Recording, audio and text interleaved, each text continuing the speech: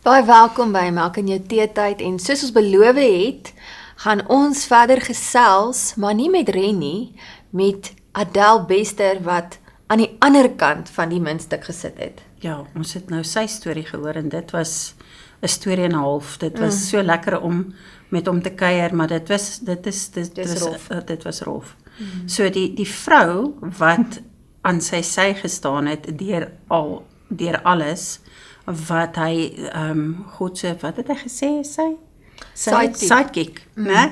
Was my so cool. Ja. En Adele, Baie welkom. baie welkom by ons. Ja, dit is so lekker om hier by ons te hê. Jy sê om jou deel van die storie te kom deel en vir ons te kom vertel hoe jy dit beleef het. En hoop te kom gee vir vrouens wat staan waar jy staan. En hoe jy deur dit gekom het en hoe daar hoop is vir enige huwelik, vir enige huwelik. Want ek het ergens gesien of gelees dat jy gesê het, jy het gegoogel, wat het jy gegoogel? Can one person save a marriage? Ja, en dit was vir my so eintlik profound, ja, want baie keer is dit net die een persoon aan die een kant wat wil en die ander een wil nie, hoe gemaak. So, Jessie, baie welkom, dit is, ja, maar vertel vir ons, julle het, waar kom jy vandaan? Kom jy ook uit 'n Christelike huis uit, soos Ren? En dan hoe het julle ontmoet? Ja, hoe het julle ontmoet? It's quite a crazy story because we have zero in common. You know, normally when you friend someone on Facebook, you're like, oh, you know that person. Zero with Ren and I. We met at work. I was working at a company called Starfish. And about 3 months after I started, or a month or so after I started, Ren started. So we bonded over coffee breaks and chit-chat. And yeah, we had a little 2-week fling, so to speak.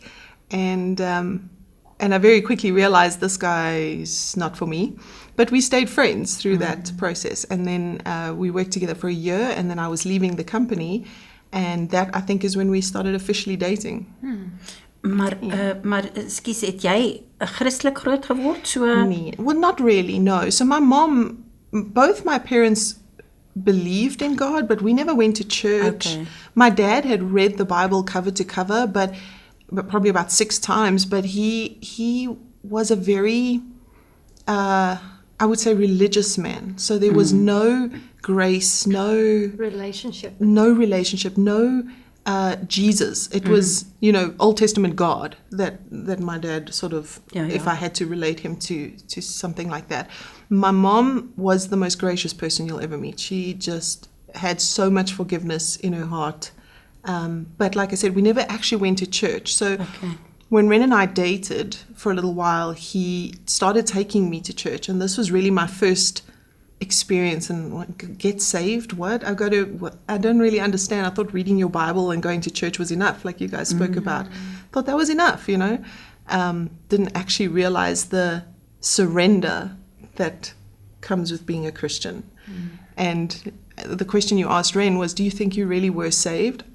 I got saved in 2010, the July of 2010. I did not get saved. I, in that moment, recognized that I needed God, but I, myself, hadn't surrendered to God. Sure. I got really saved alone in my cupboard one day while I was standing for my marriage. That was the moment that I realized that there is no life without God, and I can't do this life without God, and completely surrendered all of my will to him. Ja. Maar hy het nou vertel dat julle ouens eintlik heel vinnig in die huwelik getree het. Julle het vinnig whirlwind romance gehad en toe is julle getroud. En die honeymoon was fantasties geweest blijkbaar. Wonderful. En toe julle terugkom, toe nie meer so fantasties nie. No, from the minute we walked through that door, it just started. Like Ren said, he was home maybe 2 nights a week, maybe even less, to be honest. And I got pregnant pretty soon after because we already had children, so we thought there's no point in waiting, and so got pregnant pretty quickly. And with those hormones and him never being around, I I felt duped. I felt like I'd been tricked into this marriage thing, this whole Christian thing. Sure. I don't know, the whole thing just smelt fishy for me. And it was very much downward spiral from there. This constant tug of war between me wanting to be the priority in his life and him trying to project that God is the priority in his life, and me feeling bad for wanting to be above God in his life. But it was a mess. And so we, like you said, we hurt each other a lot in the beginning. He takes full responsibility for his actions, just as I learned to finally take full responsibility for mine. I wasn't innocent. I didn't create the kind of environment anyone can grow in our marriage. And for that, I take ownership. I don't take ownership of his affairs. I don't take responsibility for that. But I do take ownership for my controlling behavior and the constantly being criticized, being criticizing him. That kind of stuff I absolutely take ownership of. So hoe lank nadat julle getroud is, want hy het toe mos nou 'n affair gehad. Hoe lank nadat julle getroud is, het dit gebeur, en hoe het jy uitgevind en hoe het jy reageer toe jy uitgevind het? Hoe dit vir jou? So just before that affair started, about a year into our marriage, Ren was acting weird. And so I said to him, just like, what's going on? You're being strange. And so he sat me down and basically told me that, all while we were dating that year, he was cheating on me with other people. Sure. And so I was really angry about that. And I remember the pastor of our church saying to me, you need to get over this now, because it happened before you were married and he would never do something like that to you now, And so the decision to get over it was made because of that promise somebody else had made on his behalf, if you know what I mean. Yeah. And then it was another 2 years after that, so 3 years into our marriage, again, he was acting strange. And the woman he ended up having the affair with was a really good friend of mine. She was somewhat of my Christian mentor. I was crying to her about the state of my marriage. I was saying to her, I don't know what's wrong. It feels like maybe there's someone else, and I'm so afraid. And she would pray for me. She would pray for our marriage. And so when that affair came out, I was so angry. I was so incredibly angry and so humiliated that both of them had duped me. I mean, she spent so much time at my house because we were good friends. She spent time with my children. She would come to my house and make meals. And I used to think, what a nice friend. Meantime, she's just trying to impress my husband, you know. So it was a really difficult one. And I felt like saying to that pastor, no, you know. I can imagine. But that's, you know. But did it ever come out when he was busy in his ministry? Did they know about the stuff that he was doing? Yes, in fact, they all knew probably for about a month or two before I found out. En niemand het vir jou gesê nie. So I confided in another person about my suspicions, and then she started watching him and very quickly discovered what was going on, and then confronted them.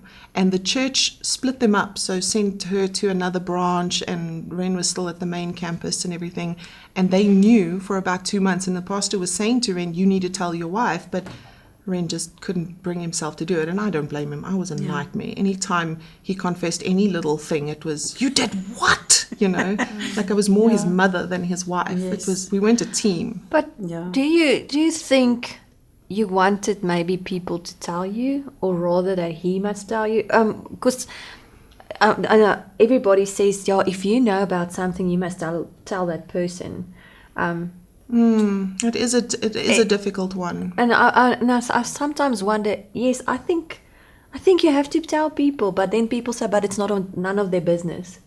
But at the end of the day, maybe it could have been stopped sooner. I don't know.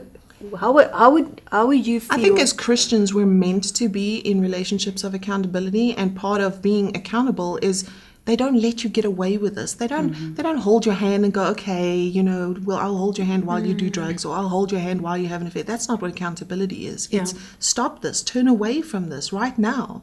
So I agree with you. I think that, you know, it's tricky, and I think one should always pray about this sort of thing. But if I knew one of my best friends was being betrayed like that, I think I would say something.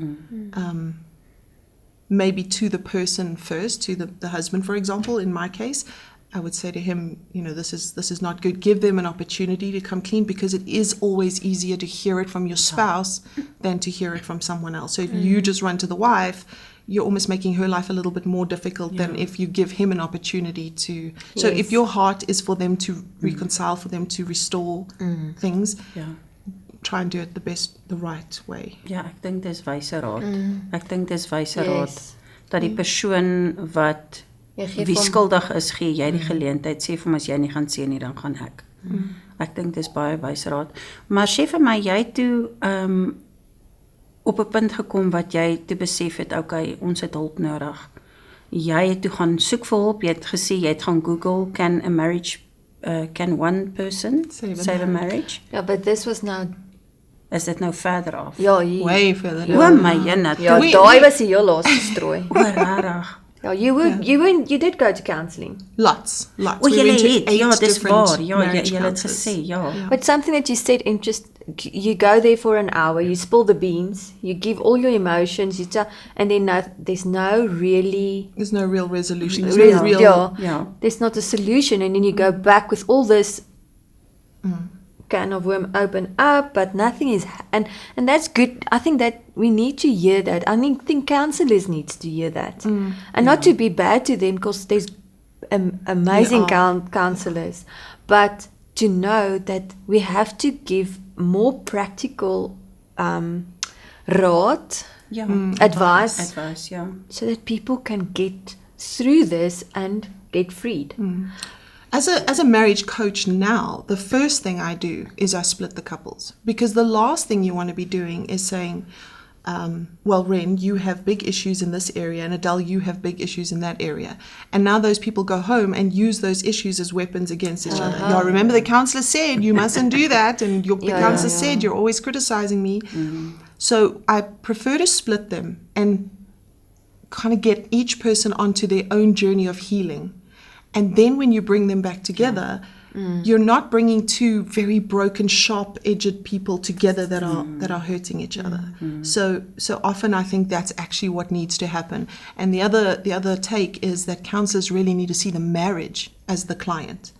Therefore, you're a lot more inclined to say, hey, stop that, you're hurting my client, the marriage, and you stop that because you're hurting my client, the marriage. Okay. Because as humans, you're naturally going to not side with one person, but you're going to have a little more empathy for the one who was hurt, for example, or the one you feel is being hurt in this relationship. And so if you see the marriage as the client, you're going to call both of them on their behaviors that hurt your client. Because the marriage should be the client when couples are going to marriage counselling. You should be able to call both parties on their bad behavior. Ja, presies, want jy kan nie kante kies nie. You can't choose sides. Yeah.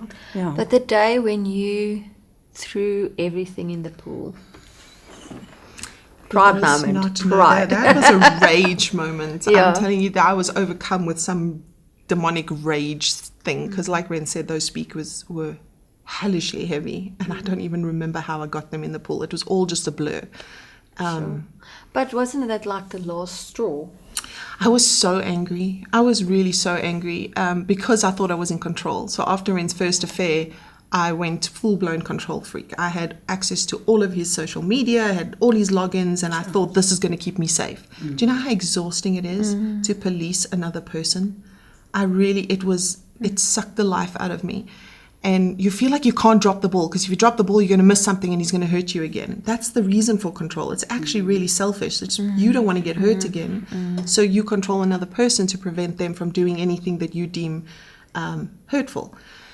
And so it was really bad. Ren couldn't even go and do like a voiceover job without having someone accountable with him that I could say, did he do anything dodgy? You know? Yeah. And that's no way to live for the person who's trying to control, or for the person who's being controlled.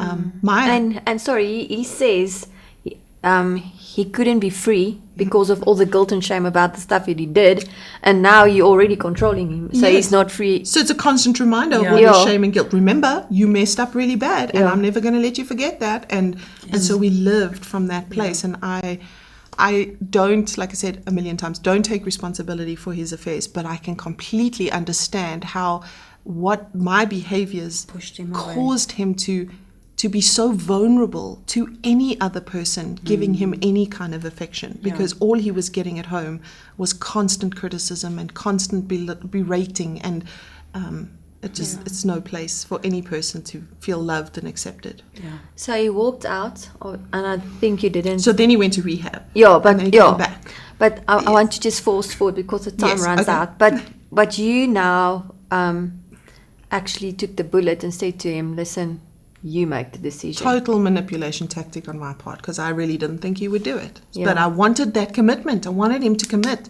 So I gave him the ultimatum thinking he was going to commit. And when he didn't, I panicked. And then I was like, okay, you tell the children, because I thought there's no ways he'll do that. He loves those kids. That was my deepest desire, was to feel that my husband wanted to be married to me. And while I'm controlling, I will never get that feeling, because I'm constantly guilting and controlling him into staying. And so how will I ever feel like he wants to be here, because I know my actions are causing him to be forced to be here.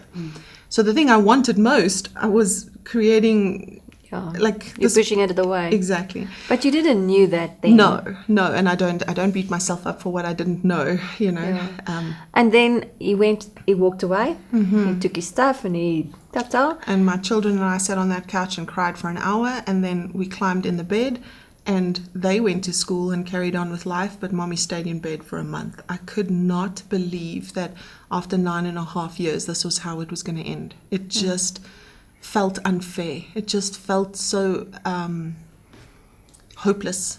And when I Googled, can one person save a marriage? I wasn't looking for hope. I wasn't looking for a way out. I was looking to be released from this marriage, because I had held on for so long and I just didn't want to hurt anymore. And then I find this video by Kimberly Beam Holmes, the CEO of Marriage Helper, and she's talking about how one person can fight for their marriage. And I was like, well, it's not what I'm looking for, but this is making a lot of sense. And it's so different from anything else that I have tried, anything that any marriage counselor has suggested. It is so completely different. And I go down the rabbit hole, right? You know, when you YouTube and then the next video and the next video and the next video. And before I knew it, I had all this hope, right? And what do? I run to my church and I go, you won't believe what I'm going to do. I'm going to fight for my marriage. I'm going to do this thing. And everyone was like, you're crazy. Don't do this. You have been hurt enough. I mean, they've walked this 9.5 year journey with us and seen affair after relapse. And I think they just felt sorry for me and they didn't want me to hurt anymore. And so them going, listen, I really think you need to bow out, was them trying to save me. You know, when people say that kind of thing, it's because they love you and they want you to stop hurting. Even my family were like, enough is enough. And so I went home very defeated, because I had all this hope, and now these people have, shattered that hope.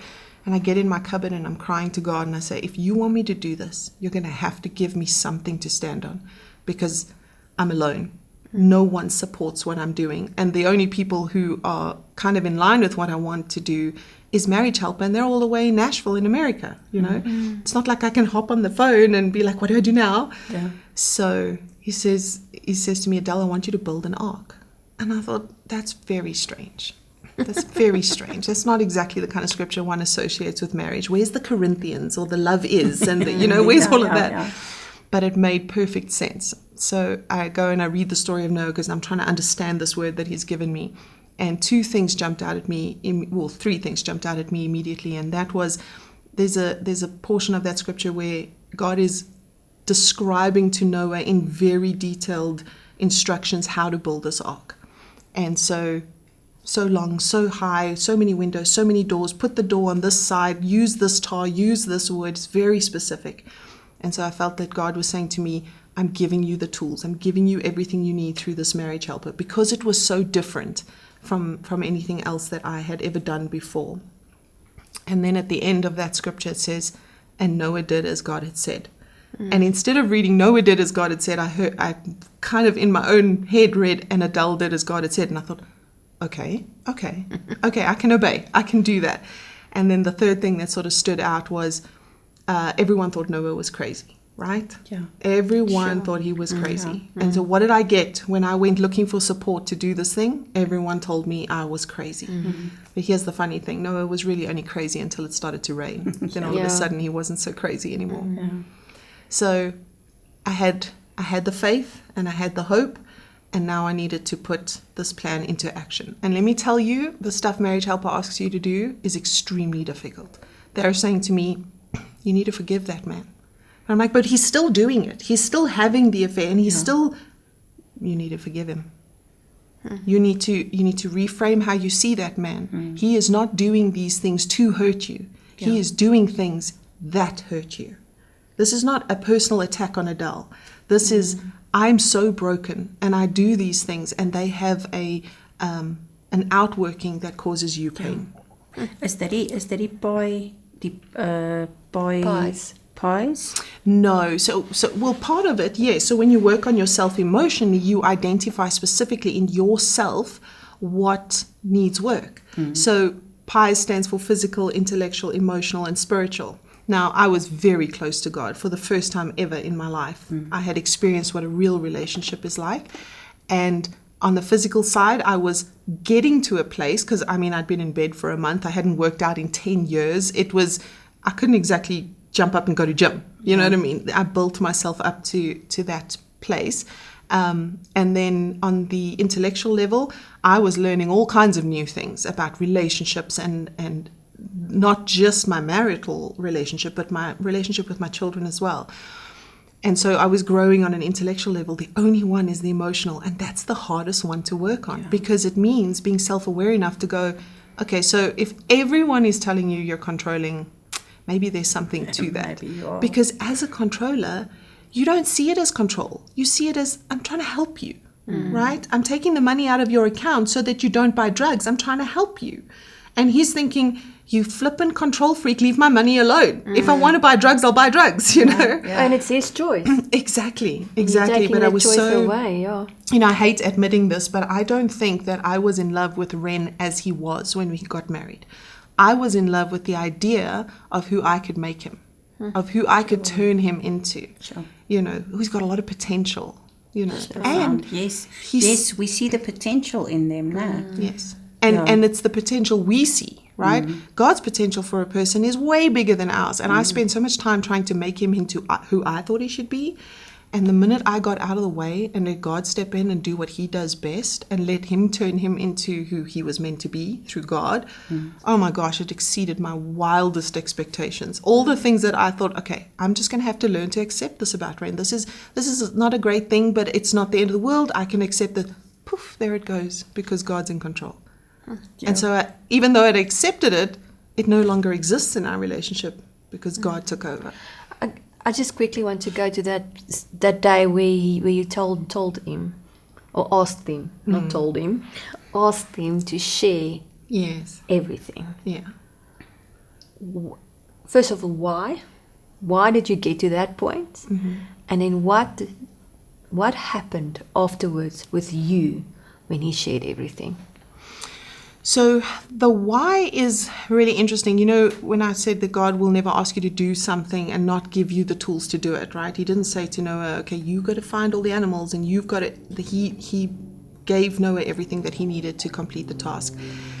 And I'd had a moment with God, that real moment where I said to him, I know, you know, we all have that thing we negotiate with God with. Oh, God, I swear I'll stop swearing if you just get me through this thing, or if you just get me through this exam, I swear I'll never this again, and that thing. And I had this moment where I said to God, you know, that thing, like we both know I'm going to keep messing this up. Can you love me anyway?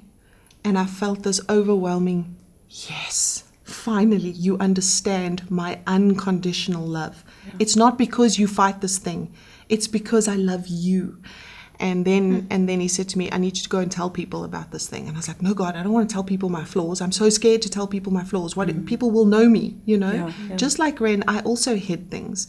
And so I went and I told, because then I was like, okay, God, tell me who. Who can I trust to say these things, you know? And so he gives me the names and I go and I tell these two people. And I was met with this grace, this love, like, thank you so much for sharing. And so it's almost like I knew what Ren needed in that moment.